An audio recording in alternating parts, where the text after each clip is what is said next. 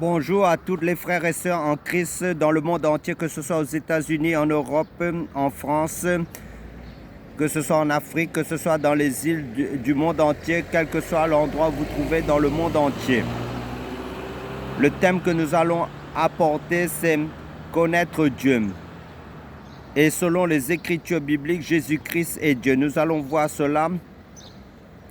Qui est Dieu, selon les Écritures bibliques. Avant d'entamer, d'apporter notre message, nous allons prier, frères et sœurs. Père éternel, merci pour ta grâce, merci pour ta bonté, Seigneur, qui se renouvelle chaque matin. Merci, Seigneur, merci, Père, de nous avoir donné ton Fils Jésus-Christ en offrande à la croix pour nous sauver. Merci, car Jésus-Christ est notre rançon.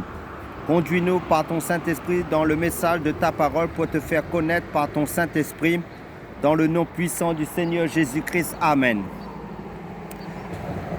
Le livre de Timothée, chapitre 1, verset 2, chapitre 2, verset 3 à 4 nous dit « Cela est bon et agréable devant Dieu, qui veut que tous les hommes soient sauvés, parviennent à la connaissance de la vérité. » Et nous savons, d'après l'évangile de Jean, chapitre 14, verset 6, Jésus dit « Je suis le chemin, la vérité et la vie ». Car là, Jésus-Christ précise bien qu'il est le chemin, la vérité et la vie. Et rappelez-vous aussi, en tant que lecteur de la Bible, le passage où, dans Jean, chapitre 14, allons dans l'évangile de Jean, chapitre 14, prenons nos Bibles. 14, l'évangile de Jean, chapitre 14, au verset 8. Philippe lui dit, « Seigneur, montre-nous le Père, et cela nous suffit. » Jésus lui dit, « Il y a si longtemps que je suis avec vous et tu ne m'as pas connu, Philippe. » Nous arrêtons un moment là. Là, Jésus dit, il y a si longtemps que je suis avec vous, il parle à Philippe, et tu ne m'as pas connu. Là, Jésus parle de lui-même en tant que Père, qu'il est le Père. Celui qui m'a vu a vu le Père. Comment dis-tu, montre-nous le Père? Parce que dans le livre d'Ésaïe, chapitre 9, verset 5, il est dit, quand un enfant nous est né, un fils nous est donné, la domination reposera sur ses épaules, on l'appellera admirable, conseiller, Dieu puissant, Père éternel, prince de la paix.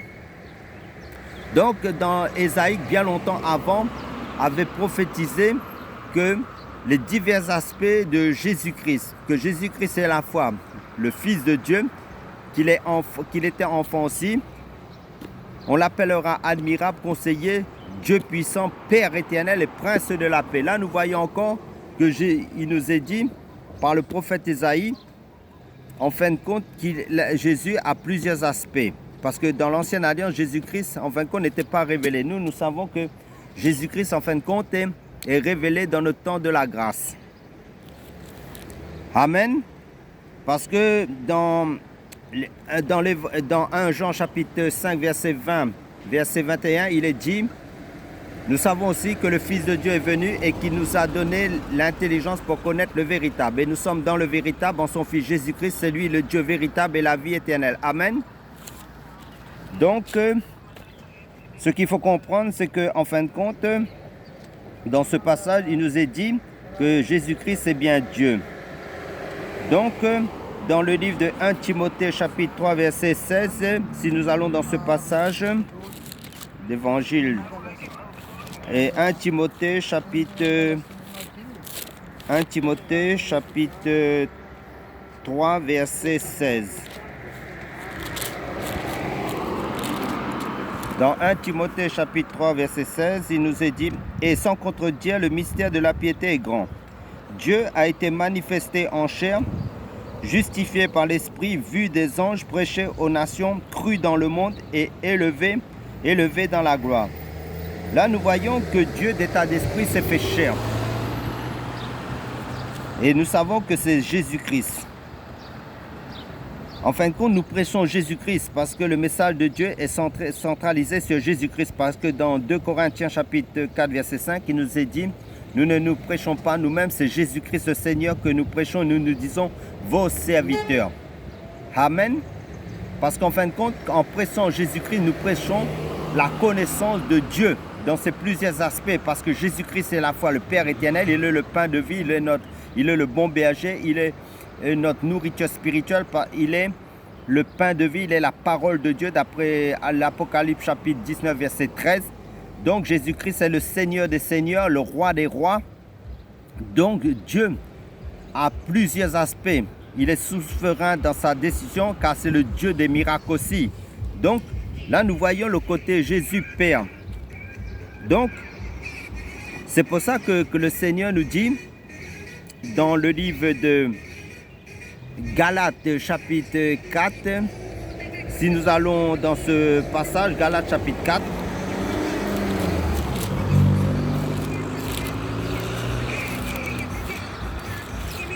Galates chapitre 4, à partir du verset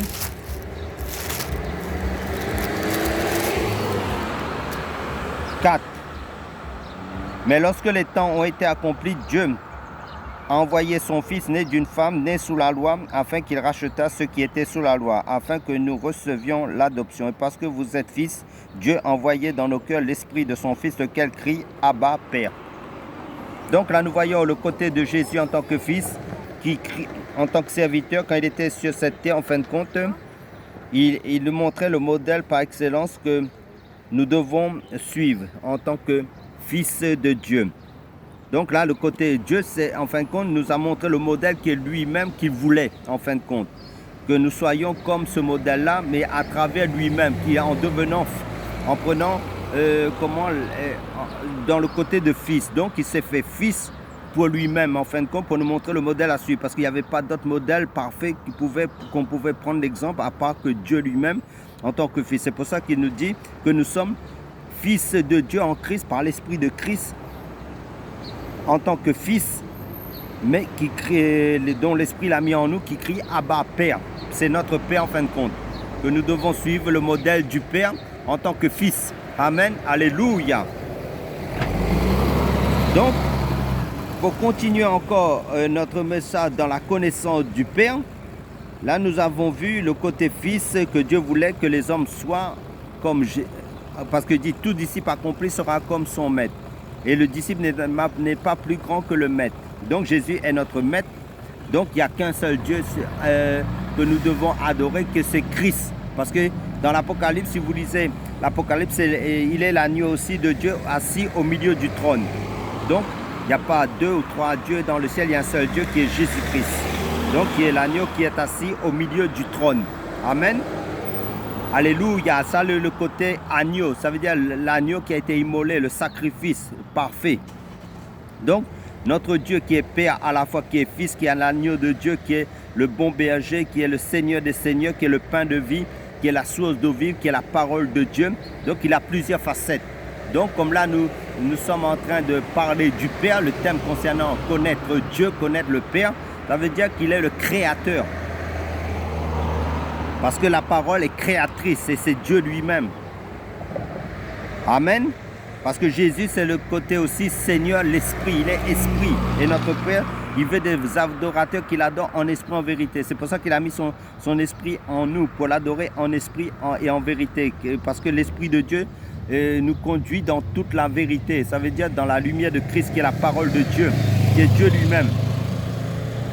Donc, comme nous avons vu dans 1 Jean chapitre 5, versets 20 à 21, nous savons aussi que le Fils de Dieu est venu et qu'il nous a donné l'intelligence pour connaître le véritable. Et nous sommes dans le véritable en son Fils Jésus-Christ, c'est lui le Dieu véritable et la vie éternelle. Amen. Donc Jésus-Christ nous a fait connaître le Père, en fait. Parce qu'aucun homme n'a révélé Dieu comme Jésus-Christ, comme il a fait. Et il nous a montré aussi sa volonté de faire, de pratiquer sa parole. Donc Dieu est dans sa parole, qui est sa parole lui-même, donc le Père. Donc allons dans Actes chapitre 13, verset... Actes des Apôtres, chapitre 13.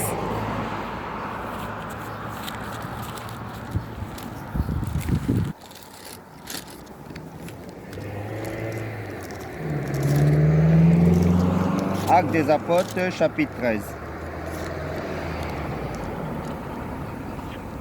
À partir du verset 40 à 41. Ainsi, prenez garde qu'il ne vous arrive ce qui est dit dans les prophètes. Voyez, vous les arrogants, soyez étonnés et disparaissez, car je vais faire en vos jours une œuvre que vous ne croiriez pas si on vous la racontait. Amen. Ça, c'est extraordinaire, ça, c'est merveilleux. Cela signifie, comme nous avons lu dans 1 Timothée chapitre 3, verset 16, Dieu s'est manifesté en chair sur cette terre. Donc, comme j'ai dit, ça c'est merveilleux, c'est glorieux. Le Dieu de gloire, il a quitté son ciel de gloire. Il s'est fait homme. Il est venu sur cette terre en tant qu'homme chair, parfait, sans péché, pour porter nos péchés à la croix. Ça, c'est l'œuvre de la croix. C'est pour ça qu'il dit, voyez, vous les arrogants, vous soyez étonnés et disparaissez, car je vais faire en vos jours une œuvre que vous ne croirez pas si on vous la racontait. Ça veut dire quoi? Ça veut dire que, en fait, Dieu d'état d'esprit, il a quitté son ciel de gloire dans le ciel et il est venu sur la terre pour nous servir, pour nous sauver. Amen.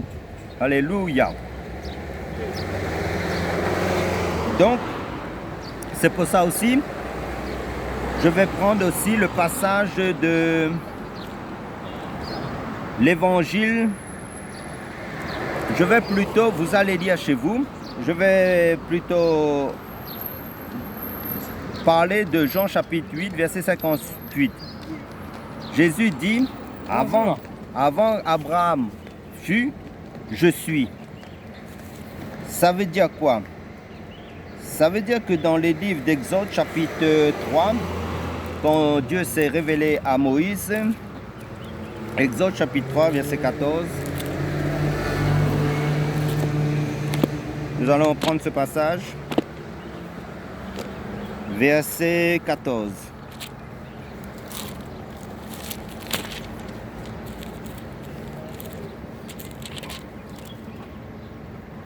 Moïse dit à Dieu, là nous sommes dans Exode chapitre 3, verset 13 à 14.